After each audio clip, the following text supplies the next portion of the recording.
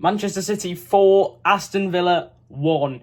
4-1. Phil Foden is a genius. So is Rodri. If you asked me to say my two player of the seasons for Manchester City, it would be Phil and Rodri. I don't think I could pick one. The pair of them have been outstanding this whole season. And a 4-1 win against fourth in the league there just shows how incredible it is.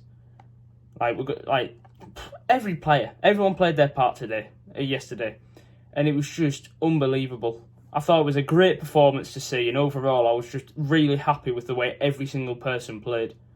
I don't think there was one person that didn't have a good game. All 11 men had an amazing game, and even the subs came on.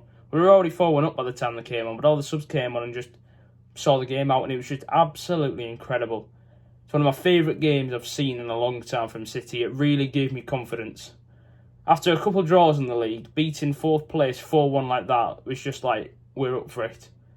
And like I said, I think this documentary being released, it's like the 115 from last season.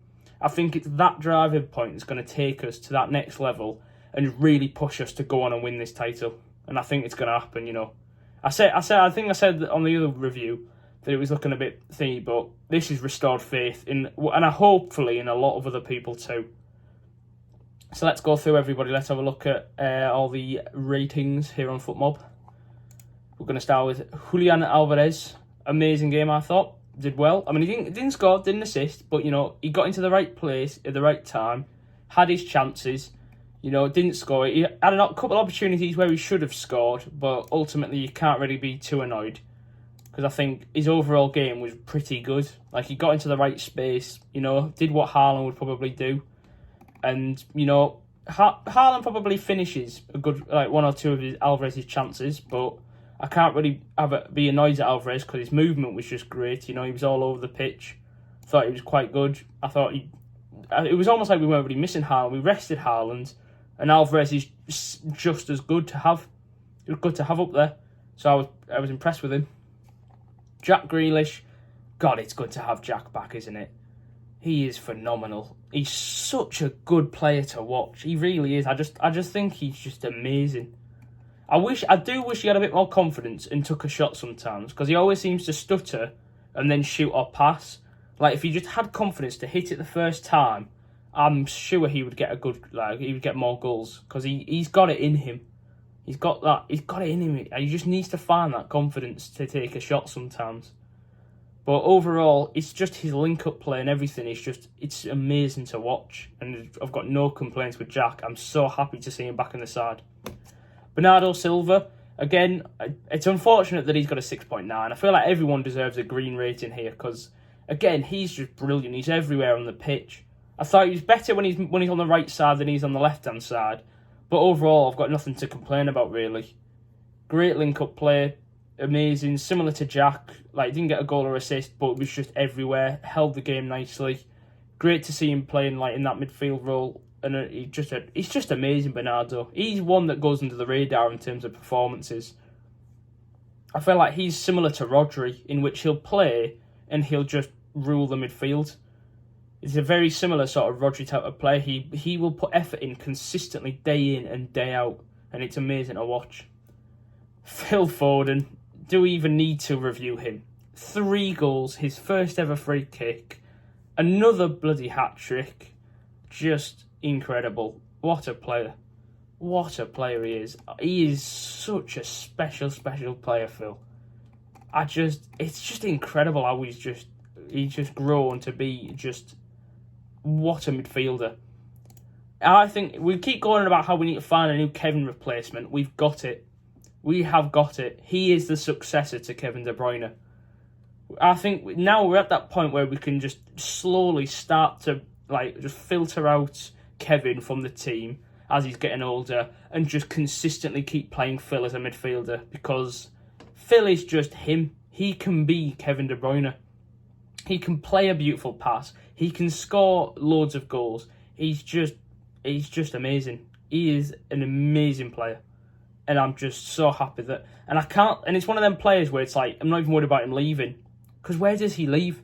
Who buys him? Why do we sell him? Why would he want to leave? We've got this lad for years to come. For years. He is sensational, and it's so amazing. Jeremy Doku, again, just a good player. He needs to get that end product again. But an 8.5. He got an assist for the Rodri goal. It was a beautiful, beautiful cutback for Rodri. His dribbling's phenomenal. What is his successful dribbles? He had 8 dribbles, 5 of which were successful. 8 dribbles, though. Like, he just takes everyone on. He's not afraid to take everyone on. He will take absolutely everyone on. Like, I think he got... Yeah, he got subbed off in the 80th minute, I think. And it was good to just show up the game. But when we saw him up against like, Digne and stuff, he was just phenomenal. He is an incredible player to watch, and I love him. No, he was up against Konza, wasn't he? I think he was on the... No, Jack was on the left. He was on the right, sorry. Yeah, no, he was up against Digne. And watching him dribble, it's just unbelievable. The skill he has, the potential he's got is just something incredible. So happy to have such a free-flowing winger like that to just rely on to just cause havoc. Rodri, again, him and Phil. What can I say? His goal was nothing short of amazing. He got an assist for one of Phil's goals. Just a classic Rodri shift. There's nothing more you can say. You say the same. You say it's like honest to God, you could just clip this and I could just copy and paste it every single day after review, and it would be the exact same for Rodri because he does the same performance every single week, and then you just like every now and then you chuck a goal and chuck an assist in. But other than that, he's got an 8.5 solid like every single game. It's ridiculous to watch. He's the best DM in the world. He really is. If Phil doesn't win the Ballon d'Or, Rodri, second place.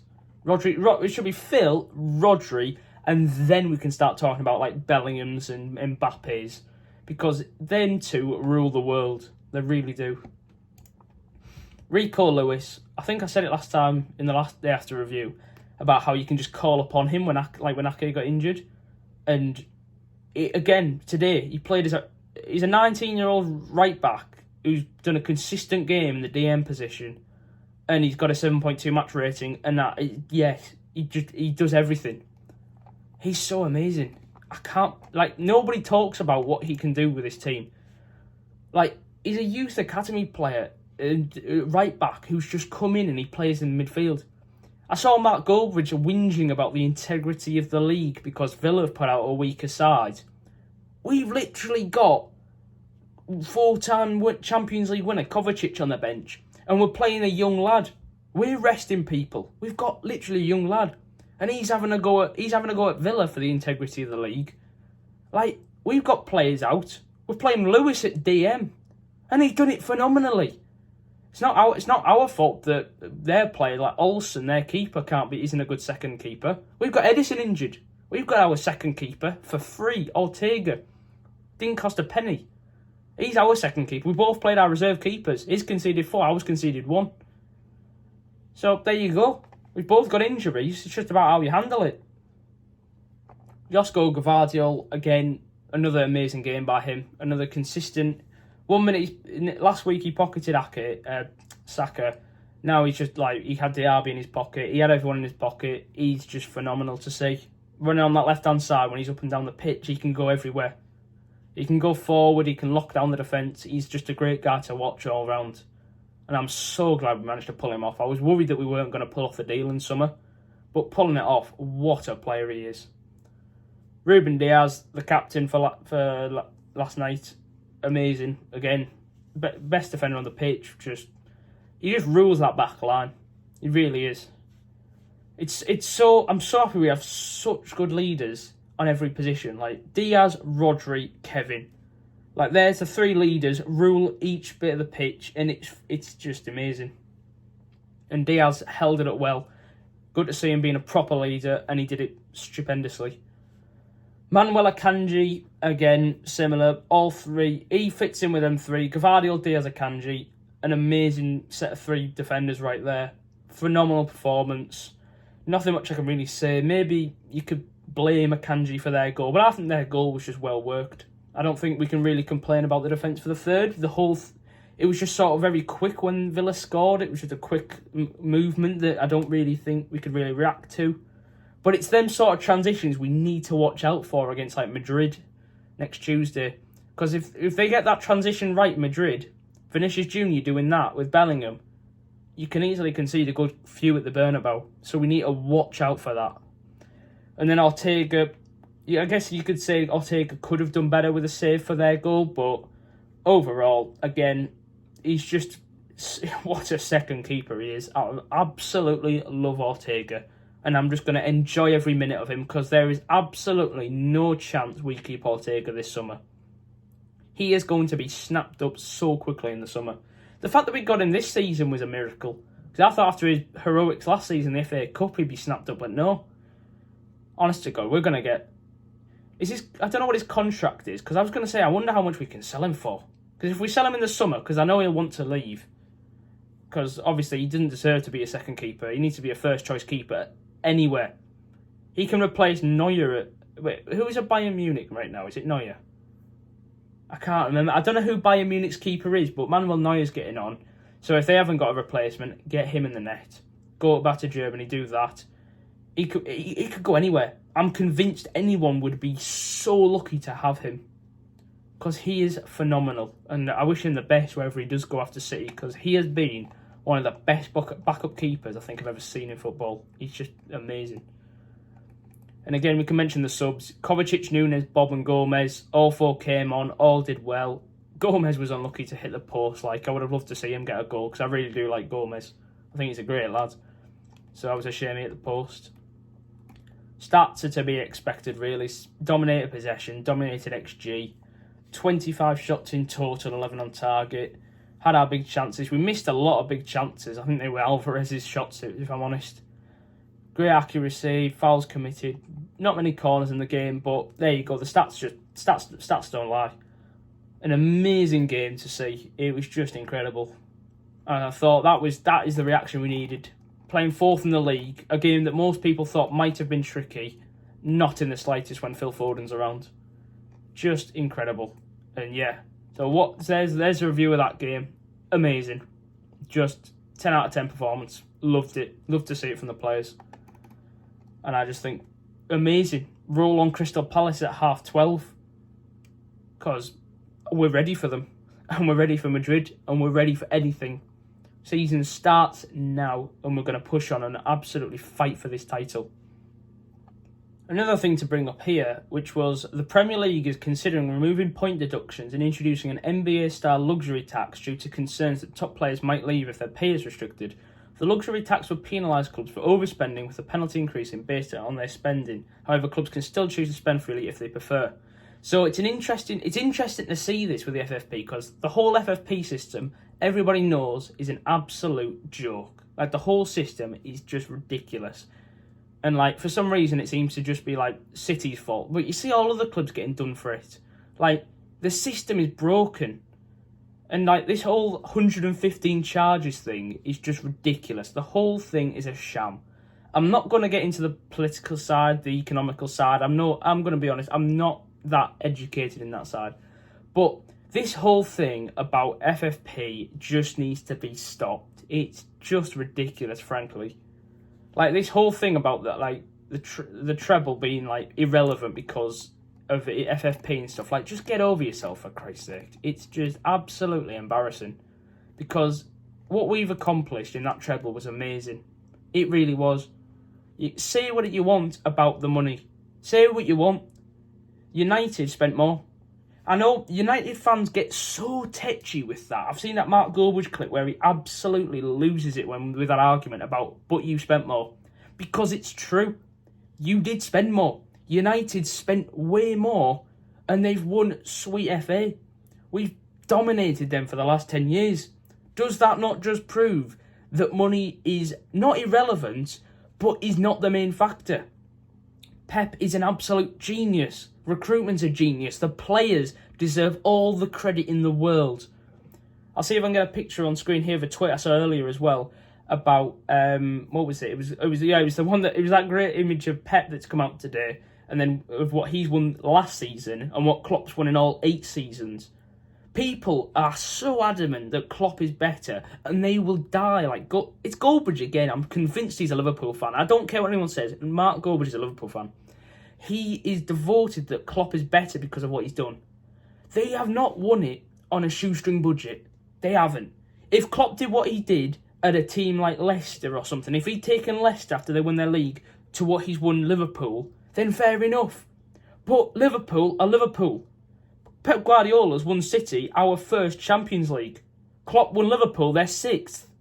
And you're supposed to tell me he's done some miraculous heroics of taking Liverpool from nothing to gold. Like, he's not. Liverpool are a huge club. Like, they're a great club. And yet somehow Klopp's taken a shoestring budget of spending 80 million on Darwin Núñez, and when he's won them one of each trophy, we're supposed to say it's better than what Pep's done. Money is not the be-all and end-all. It's not. Teams have spent more, like United, have spent more money than us, and what have they won? They've won next to nothing compared to us. And so that, for me, just nullifies the argument. It's just ridiculous, the fact that they can say we've spent loads, so the trophies mean nothing. And these charges are based around money. So what's fraudulent? You know what? We've won that treble, and it was when we beat United, when we beat them in that FA Cup final, it was 11 against 11, two managers against each other, and we came out on top. Same in Istanbul. It was 11 against 11, and we came out on top. The Premier League title race, Arsenal collapsed. Doesn't matter what our charges are, doesn't matter if we're guilty, they crumbled at the end, Arsenal. And we won all 3 trophies, and miraculously, just as good as United did in 99. Our trebles, their treble is no more special than ours. Both trebles are trebles. They are the treble. So you know what? Charge us. You can fine us, you can relegate us, you can liquidate the club. That treble will remain. Theirs is no longer the treble. There's 2 trebles, City and United's. That's it. Put an asterisk on the Wikipedia page. It's still a treble. We still did it. Them 11 players should be proud of themselves. The whole team, the whole 23 or however many players was part of last season. Every one of them did their job. Doesn't matter what amount of money spent, it's all about their mentality. And their mentality last season was something that is like, it was unbelievable. When you watch that documentary and you see Pep as a manager, you see his management style in that dressing room, when he gives the half-time talks, when he gives the full-time talks, when we lose to Southampton and United, when we win, when we're winning against Madrid, every speech that Pep does, you see how incredible it is. And it's just something that money can't buy. Pep is a genius. You can't buy that sort of genius in his head. That's his own intelligence. And the man is a genius. Them players are geniuses. No matter if they have flops. Doesn't matter if Haaland plays like a League 2 footballer, Roy Keane. He is still a genius. And that, you know what, that's it. That's my rant over. We've had the review, and I just wanted to get my opinion out there about the whole FFP and money situation. And, you know, roll on Crystal Palace at 12:30. That's a tricky game. You can buy all the players you want, but it's still, you're going to go to Palace at 12:30 on a Saturday. So it's going to be a tough game. It's going to be tougher than Villa. It really will be. Away to Pep's bogey side that, they've come to the Etihad and we've only beat them so many times again while Pep's been in charge. It's a tough game. But anyway, roll it on. This season's not over. We're going to keep fighting, just like we did last season. Come on, City!